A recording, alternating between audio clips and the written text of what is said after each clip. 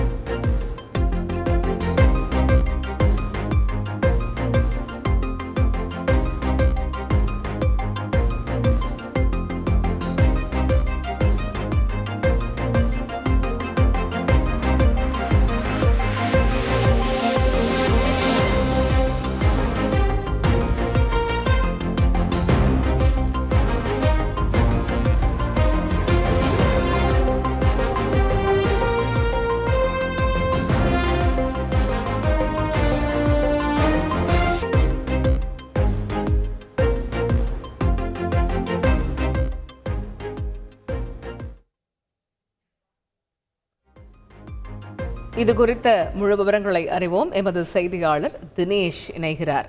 தினேஷ் வணக்கம். இப்ப கொள்ளிடம் ஆற்றில் 86,000 கன அடி தண்ணீர் திறக்கப்பட்டிருப்பதால ஆற்றில் இரு கரைகளையும் தொட்டபடி தண்ணீர் பெருக்கெடுத்து ஓடக்கூடிய காட்சிகளை பார்க்க முடிகிறது. ரம்யமாக அந்த காட்சிகள் இருக்கிறது. இருந்தாலும் கரையோர பகுதி மக்களுக்கு விடுக்கப்பட்டிருக்கக்கூடிய எச்சரிக்கை என்ன? பாதுகாப்பான இடங்களில் தங்க வைக்கப்பட்டிருக்கிறார்களா? விவரம் என்ன?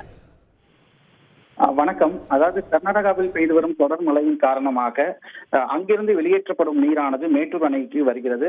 மேட்டூர் அணையிலிருந்து 1 லட்சம் அதிகமாக தண்ணீரானது வெளியேற்றப்படும் நிலையில தொடர்ந்து அந்த நீரானது திருச்சி முக்கொம்பு மேல் அணைக்கு வந்து அங்கிருந்து கொள்ளிடம் மற்றும் காவிரி ஆற்றில் பிரித்து அனுப்பப்படுகிறது.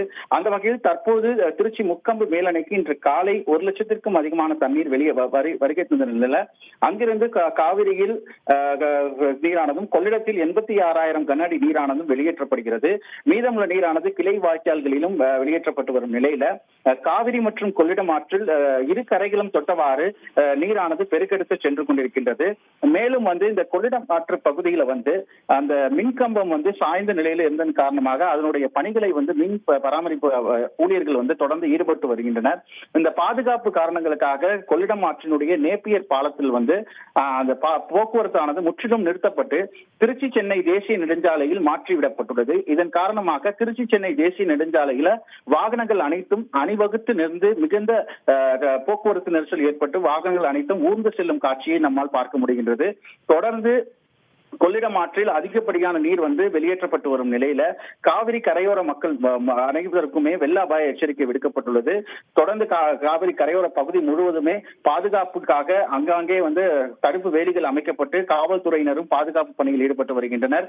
மேலும் காவல்துறையினருடைய ரோந்து வாகனங்கள் மூலம் வெள்ள அபாய எச்சரிக்கையானதும் தொடர்ந்து விடுக்கப்பட்டு வருகிறது.